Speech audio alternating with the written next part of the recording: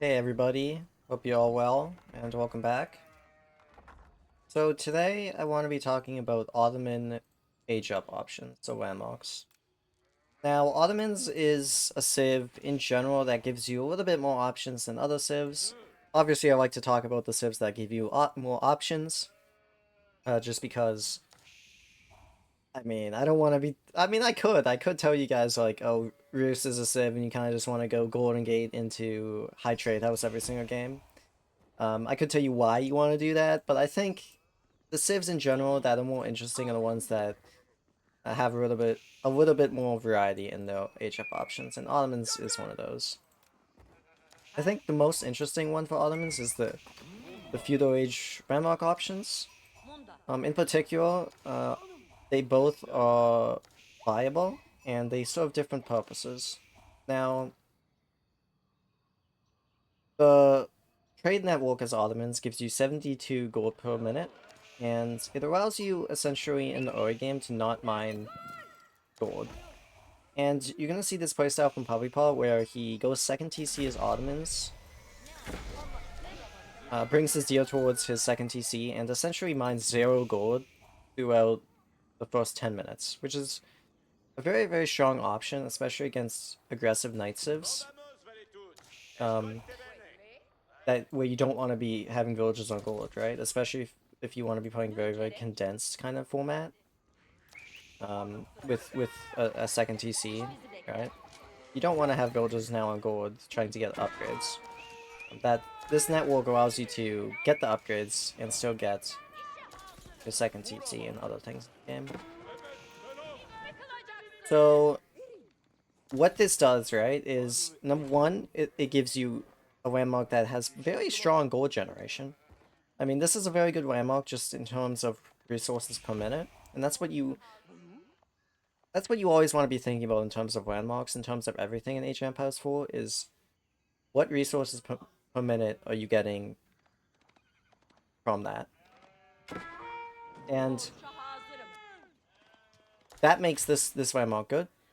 And another thing is that if you're going for this landmark, you obviously have to be thinking of what am I missing out on the other landmark? And it is food. And I wish we could see Vizier point here. But you can see that Puppy Paw went Anatolian Hills. And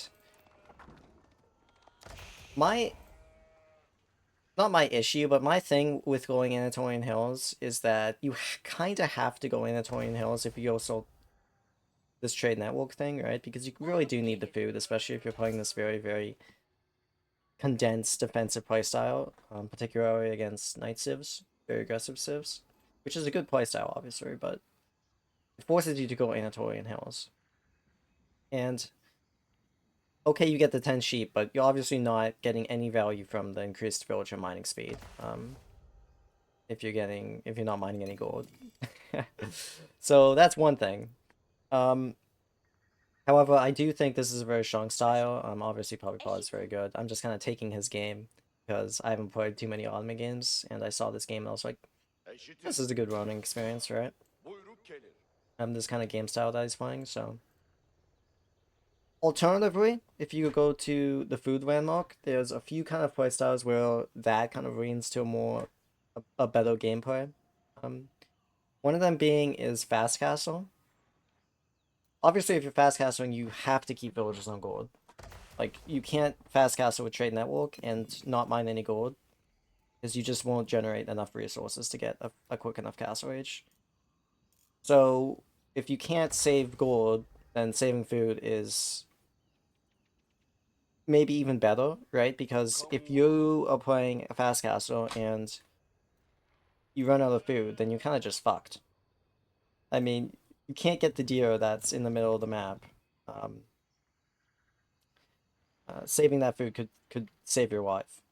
And while the food landmark does generate not as many resources per minute, it is saving you one of the most valuable, well, the most valuable resource at the start of the game. That is food. Uh, and it gives you that option to not go Anatolian Hills. Um, if you want to go imam upgrade, the priest, for example, if you want to be fast castling, go to food ramok, you go to the imams, and you grab those rocks just as you hit castle age. That's a very, in my opinion, good playstyle for the food ramok because it allows you to not go the sheep, it allows you to still play that defensive style. It's a little bit like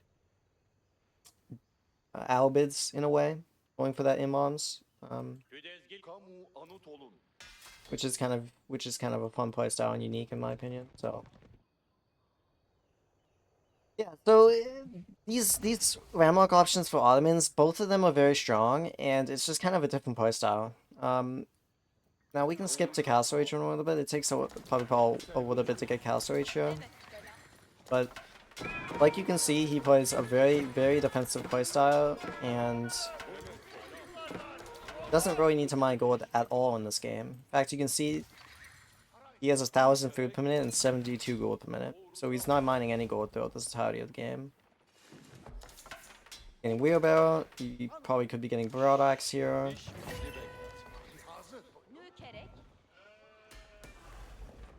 Got the +1 ranged upgrade. And he's walking his way up to Castle Age soon.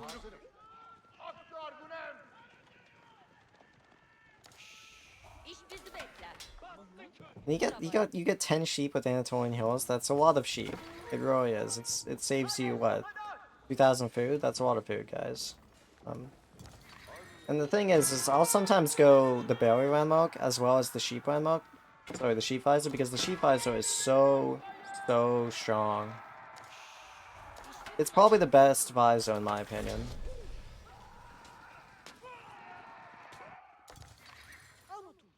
Just so good.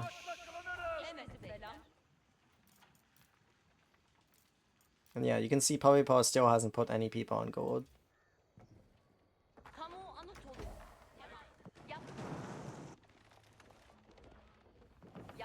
He finally does now, because he wants to age up.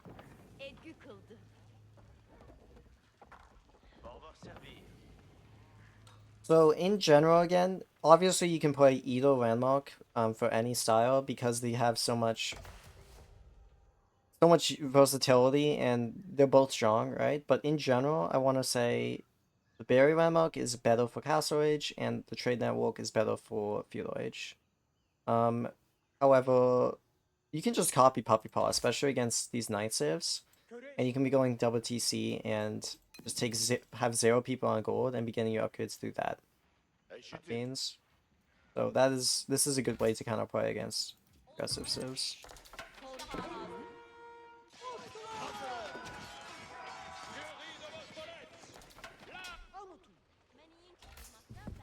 Now Castle Age.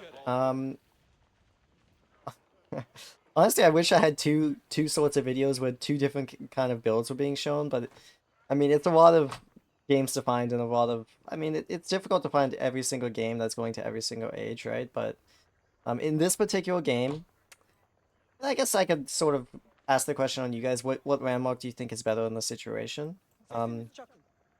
Remember, in terms of landmarks, you always want to be thinking of resources per minute. What value am I getting now, and what value am I getting later in the game, right? Probably Pod decides to go for the Imperial Armory, and I think this is a better age up in terms of if you're going for a delayed fast castle. If you're going for a 2TC kind of play, this is better in my opinion, and I'll tell you why. Because your eco is already pretty decent. We can check his resources. We can check his villagers. He has 67 villagers, right? At this stage in the game, you can make a decent amount of units, and what you really need other than units is siege. And this obviously gives you the perfect answer to that. However, if you were to fast castle and you have 1 knight, 2 knights, right? A few expos, then having a Mega Nell is really not that impactful. And that's because you obviously need units to support your siege. And I mean, that's pretty basic, right? You need units to support your siege.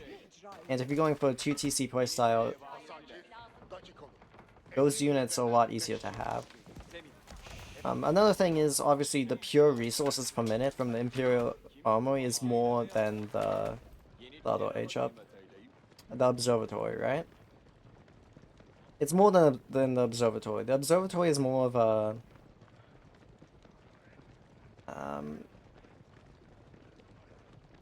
it's more of like depending on your playstyle, depending what you want to do. It's very it's by chance. Like I have I mean I guess in general it's more of a castle age kind of option, but like it's like I'm playing against French and I want a fast castle. Well, then the horse archers are really good, right? My opponent is kind of booming and I want to catch up to him, but I'm also playing fast castle. Well, then I can go for the 50% increased village rate speed to TCs, right? And I can show you that here. It would be really nice to just be able to show you guys the visor points and the other UI, but what can I do? This one. It packs Ottoman. Obviously, the other landmark gives you more and faster visor points. So that's why I'm talking about visor points with this landmark. It gives you more versatility, the other landmark, because it allows you to have so many more options. It even allows you to do more timing kind of pushes with maybe Janissary Company. Maybe allows you to catch up in eco with packs on Ottoman. Allows you to go cavalry ultras with this age up. I mean, with this visor point. So it really gives you a lot more versatility in that regard. Whereas this landmark is just a very strong base landmark in terms of resources per minute. And that's why I think in general, I'm just going to be giving you guys easy rules to follow, but in general, this armory is better if you're going for a more standard game 2TC approach, because it allows you, first of all, it gives you more resources per minute, and second of all, it allows you to have siege with a supported army. Another landmark is better for fast castling because it allows you to get horse soldiers if you want. Allows you to catch up in villagers, since obviously you're fast casting, you're not going to be having fast villager production immediately. Or it allows you to go into a more timing push with Janissary Company and potentially the Great Bumboat.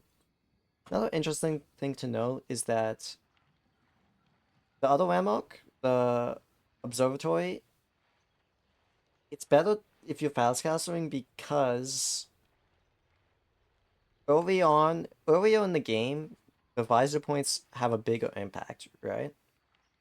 So let's say you're fast casting, you have 30 villages, and you're going 2TC and you have 60 villages. Well, if you have 60 villages, this upgrade is not going to be as impactful if you have 30 villages, right?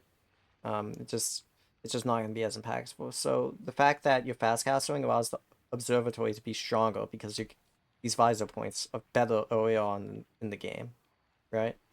So that's something to take note of as well.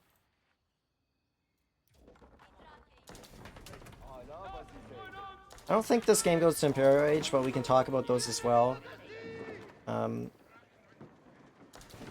Maybe we'll finish the game off first.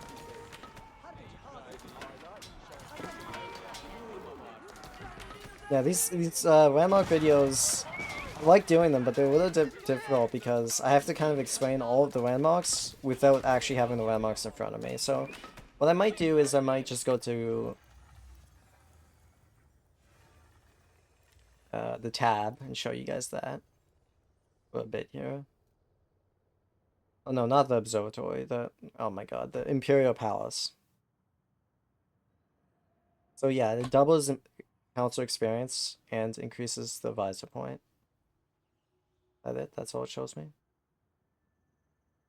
So obviously you're gonna be getting visor points faster if you go up that without age up, which means you're gonna be getting them out quicker than you normally would going 2TC, right? You would go fast castle without age up. Alright, so this is a more fast castle kind of playstyle. You can potentially do 2TC, but you are going to need to be mining gold early on to get techs. This is a good way to go second TC and play a very, very defensive play style, but unfortunately you probably are going to need to be going for the sheep visor. Just mentioned these ones, so we don't need to talk too much about those, but the observatory, in my opinion, is one of the best landmarks in the game.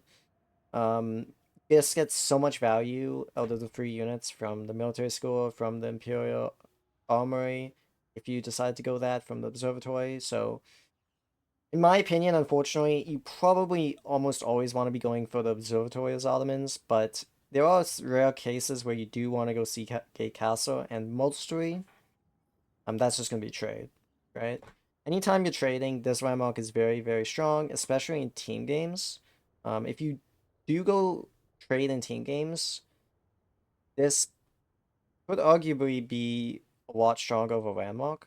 So obviously this is definitely a very good option if you are trading in team.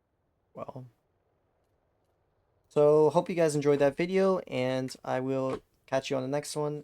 Take care, everybody.